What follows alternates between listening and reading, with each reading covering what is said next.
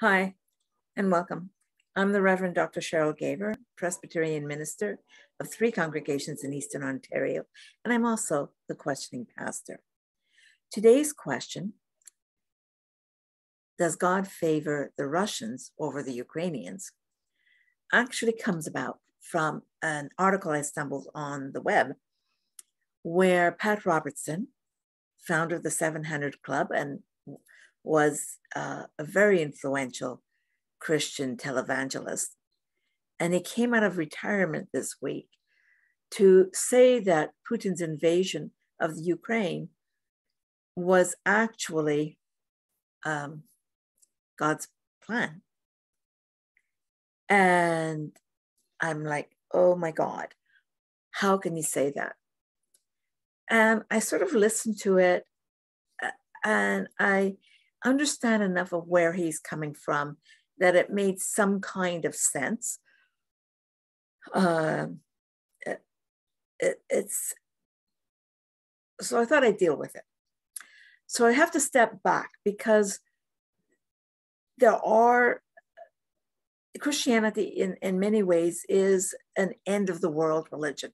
We're very interested about what will happen at the end times, how everything is going to fall apart, and you're going to have, natural disasters and plagues and wars and cosmic disturbances, and they're all working together, and things are so horrible. And you've had people say, nuclear fallout and everything. So things are so horrible that God has to step in, and that's going to trigger Jesus coming back to earth. So the second coming, and then it's going to be the last judgment. The good get to go to heaven, the bad get to go to hell, and we're going to have a new heaven, a new earth, clean slate.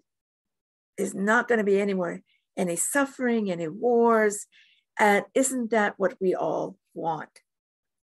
And yes, I think that is probably what most Christians want. And many Christians are, fascinated by this stuff about the end of the world, and many non-Christians as well. And we, it's all part of the thing is going to be the armies from the 4 corners of the world are going to gather at Armageddon, which is a real place, Armageddon, in Israel. And that's where everything falls apart, and God has to come in, step in, and set things right. There are Christians. Now, while many Christians believe that and are, like me, I'm fascinated with this stuff. And of course, we know Armageddon, that whole idea has permeated Hollywood and movies, disaster movies. But there are Christians that believe in some way we should be helping God by making the end of the world come sooner. And this is, in part where some Americans support Israel and Israel's right to exist, not because they believe Israel has the right to exist, but because Israel has to exist before Jesus is going to come back. So they're doing their part to bring about the end of the world. Some of the invasions of Iraq is to force a cosmic or a world war that will force God to intervene. So here we have a situation of Russia invading Ukraine, and it's going to bring all these nations of the world into this conflict, and it's going to spread. It could be nuclear by the time it ends, and everything's destroyed. And of course, now you're adding it to the pandemic, and throw in climate change. This is really a good end time, and let's do our part to make sure Jesus comes sooner. Like I said, there is a logic to what Pat Robertson and these Christians are saying. And it also explains some of the American resistance among certain evangelical Christians, their resistance to climate change initiatives. to their opposition to climate change, because the natural disasters have to happen so God can come back to earth and set things right.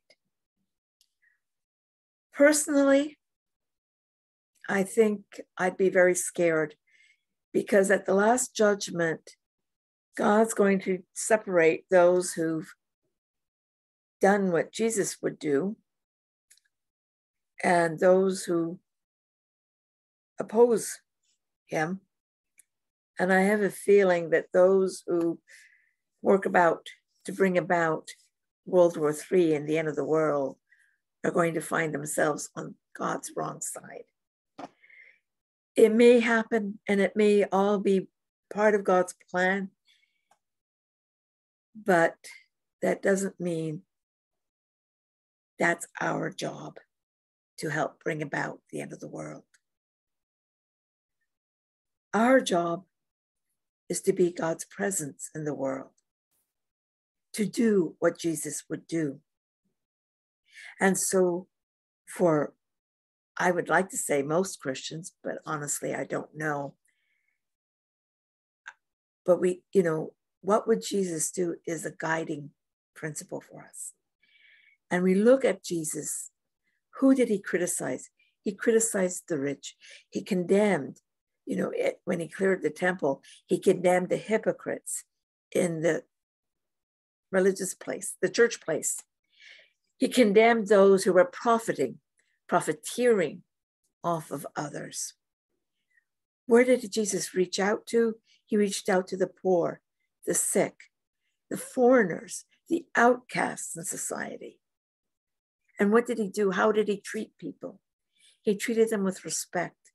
He treated them as being worthy of common courtesy.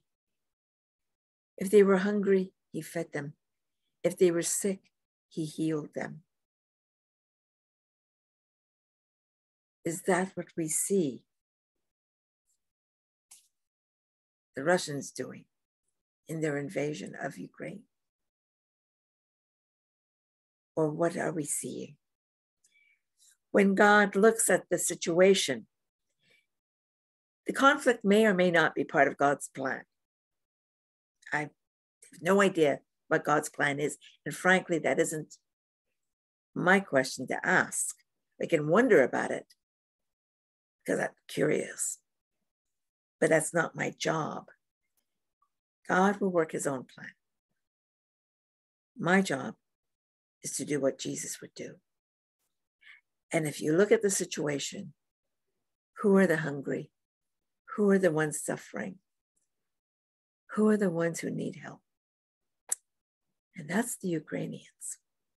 So I suspect if God's favoring any group over the other, he'd stare with the Ukrainians because they're the ones who need him the most right now. So my thoughts on the conflict. So once again, I'm the Reverend Dr. Cheryl Gaver, Presbyterian minister and questioning pastor. And thank you for joining us today. Take care and God bless.